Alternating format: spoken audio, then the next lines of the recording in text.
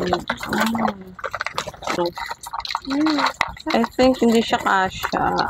Ay, kasha ba siya? Hindi siya ganun ka-clear. Ayan guys, tapos na ako mag-display. Look! Hi guys! Welcome back! In my last video ay nag-haul ako ng mga candies na napamili ko sa Shopee. And ngayon naman guys ay i-display ko na sila. So samahan niyo ako mag-display guys. Pero bago ang lahat guys ay ipapasilip ko muna sa inyo kung ano na yung kondisyon ng layered rack ko. Yung mga lalagyan ko ng candies. Papakita ko muna sa inyo kung bakit kailangan ko nang mag-display ng mga panibago dahil nakakalbo na nga siya guys. So ito papakita ko muna sa inyo before ako mag-start ng aking pagdi-display. So, ito guys. Bale, ito guys ang aking layered rack. Ayan, diba? So, bale, ito guys. Ayan na lang ang natira sa akin. As you can see yung mga gamit ko guys. Ayan, ayan ang pusa. Meron na lang ako dito. Anim na container tapos ng mga gamis guys. Ayan, di ba? Konti na lang sila, 3 klase na lang. So, iba dito wala na akong stocks. Yung may stocks na lang ako, ito na lang, 2 to. Yan na lang yung may stocks ata ako. Tapos, ito, pinapaubos ko na lang yan. And, tingnan nyo guys, at wala na Ito sa baba na layer, wala na talaga siyang laman. Tapos, ayan. So, ngayon, oras na para i-display ko na yung mga bago kong pinamili. Meron na pala akong mga extra container dito para in case na kailanganin ko sila. Ayan, against the light tayo guys kasi mainit pa ngayon Ayan. So, ayan yung mga extra container. At marami pa ako dun guys. Sobrang dami ko pa. Ilan lang naman yung paggagamitan ko dito. Ayan sila. So, try natin kung alin dyan yung magagamit natin. And speaking of mga pinamili kong bagong candies, ito nga pala guys ang aking cabinet ng mga foods, ng mga groceries. So, dahil pa naman kami nakapamili ng bagong stocks, pagkabili ko kasi ito guys, pagkahol ko, hindi ko agad siya na-display. So, ginawa ko, kinip ko muna siya dito para hindi makain ng mga mababait na daga. Ayan, dito ko muna sila nilagay guys. Ayan.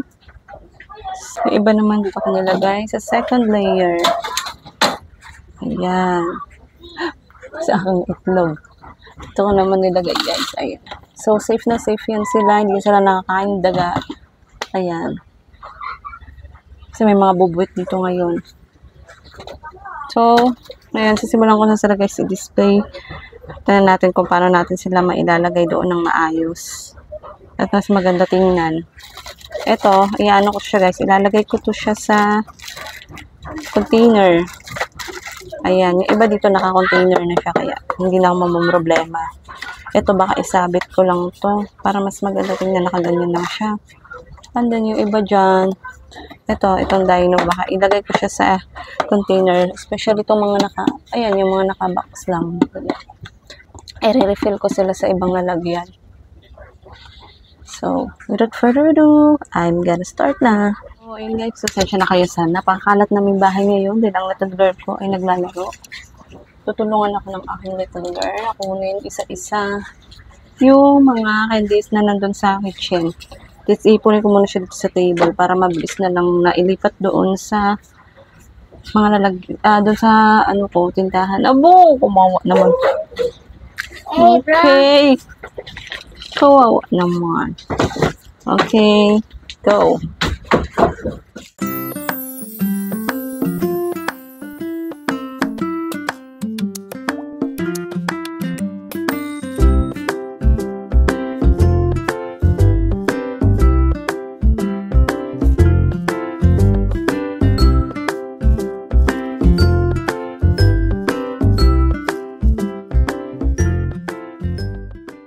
Ayan, eto na lahat. Nandito na siya guys sa table.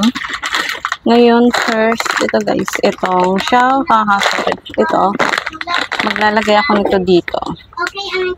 Ayan, kasi hindi ko siya pwede display na nakaganito. So, i-refill natin siya dito.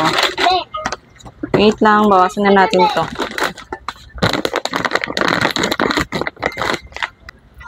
Ang cute niya guys, look. Ito, pineapple. Iba-ibang flavor siya, pineapple. Wait lang Hindi ko kasi yun napatutok sa inyo. Ayan guys, kaya ko siya nasabing, ito banana. Makit yung packaging niya. Ayan, ito naman ang pineapple. Ayan, diba? Ang cute. Tapos, ibebenta ko siya 4-5 piso. Ang cute. So, lagay natin siya. Maglagay na tayo dito.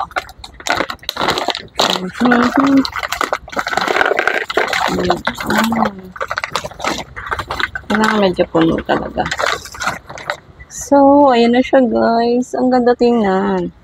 So, attractive. So, may natira pa tayo. Ayan, keep lang natin ito siya. Kikip lang natin yan. Ayan, yung mga i-refill ko. Ipunin ko muna siya. Tsaka ko display isa-isa. Next, ito. Ito naman. Hanap ako dito ng container na pwede ko mapag-refillan sa kanya. Ito ko naman siya, guys, ilalagay. Para clear na clear. Ayan. I'm hoping nakasya siya. So, let's try. Nakasya. Oh, no. Gamit din yan na may mga pearl. Mom, parang, it tastes good. Mas masarap yung kinakain mo. I think hindi siya kasya.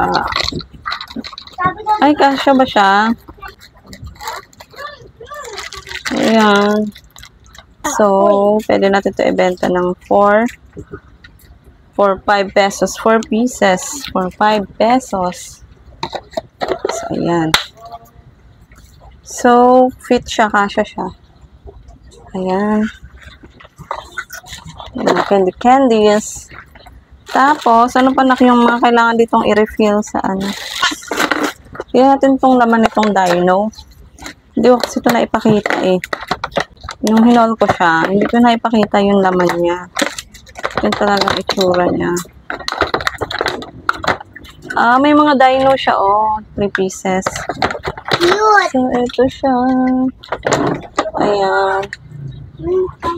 So, ayan, iba-ibang color yung kanyang package. Ayan.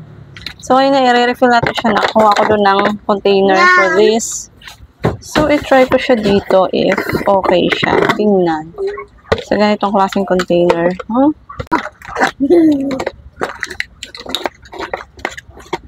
Mabango siya. Ayan. So, eto lang muna. Hindi ko siya mailagay lahat. Ito ko sana container na lagay lahat na. Ayun. So, may tira pa. Ito lang yung kasya. So, keep lang natin to.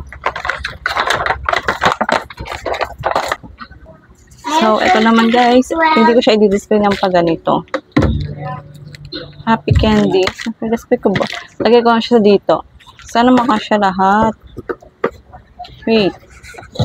Kailangan natin silang i-refill. Ang laman nito is mga candies lang din naman. Iba-ibang flavor. Ito, anong flavor nitong isa? Strawberry siguro to. Let's see. Long as kasha. Green. More green. Okay, enough. Enough na. Ayan lang yung kasha. So, ito lang ang kasha. Inatira po siya. So, keep natin. Yung iba, hindi na natin i-refill dahil meron na siyang container dati. So, ayan. Ayan, ganda naman siya. So, okay na yun. Yun ang mga kailangan i-refill guys sa container. Ang gagawin namin is i-display ko na siya. Isa-isa. Let's go, baby! Help me, display na natin. So, yun guys, meron ditong iba hindi ko pa na-display pero may bumili na agad. So, ito na agad. Ayan, bakante ng ating ditong layer na to. Kaya dito, dadagdagan ko na lang siya. Babe, paabot na ng mga candies. Sige na.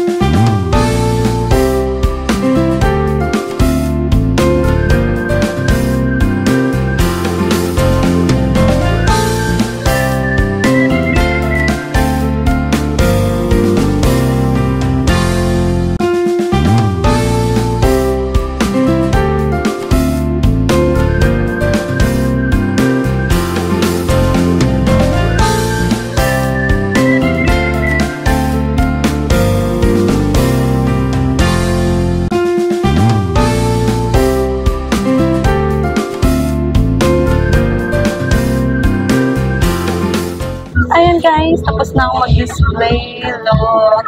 Ayan. Bali, unahin ko dito guys ipakita. Itong mga naka-hooks. Ayan. Bali, yung mga naka-box. Mga ganyang klase ng candies guys ay nilagay ko lahat sa mga hooks. Kaya malaking tulong to guys. Itong mga hooks na ito. This one. Ayan, in-order ko. Ito pala yung mga hooks ito guys. In-order ko lang yan sa online shop. Meron akong vlog about this. Ayan. So, itong sushi, pinaganyan ko siya guys. Para nakaharap siya doon sa gate. Kitang-kita siya. Tapos, itong iba, nakaganyan na siya. So, pag tinignan mo siya sa gate guys, nakaganon siya. Nakapatagilid siya. Ayan. So, ito aking gummies. Itong gummy bear, gummy pizza. Tapos itong sour sugar, itong mga tattoo. Ayan, nakaganyan din siya. Sushi, gummies. So, almost mga gummies yan. Ito, candy lang to siya guys, na yung matigas na sour. So, ito, popping candy ang laman nito. Dun nga pala guys, sa haul ko, meron lang ako, nagkamali lang ako dun sa price na pinatong ko. Yung ito pala guys, ay, sabi ko dun ay 5 pesos ka bebenta. Pero, 69 pala nito guys, ay 20 pieces. So, for 6 pesos pala yan siya guys. Kasi marami naman siyang laman. Ayan. Kasi marami naman siyang laman guys. Kaya hindi nalugi yung mga bata dyan sa 6 pesos. Ayan. Kung 5 lang pera nila, mayroon na ako mga tigpa 5. Marami akong tigpa 5 dyan. Gaya nito. Tapos ito, mga gamis. Tapos yung iba pa dito. Dito naman guys sa side. Dito na sa layered rack ko. Ang mga nilagay ko naman dito ay yung mga naka-container. Like this. Ito guys. Ayan. Container ko siya dyan. Tapos ito. Dito ko din nilagay. Pinatong ko siya dyan. Then, ayan ang aking parang Yakult na candy. Then, dito sa babang layer, ayan naman ang aking ibang mga candies. Ayan yung jam na donut. Ayan. Tapos ang aking dino. Ayan, naka-container siya. Tapos ito, ang aking favorite. Ang aking gum na mango. So, yung iba pa, ito yung marine gummy. Tapos, ang aking sweet summer juice na jelly. Ayan, dyan na siya nakapwesto. Then, dito sa baba, guys, nag-iisang, bubble gum dito siya, guys, na happy gum. Ayan. Then, hindi na siya kasya dito, guys. Dito ko na siya ilagay. Ayan. Ayan. Kasi yan lang yung kanyang perfect spot na pwedeng mapaglagyan sa kanya.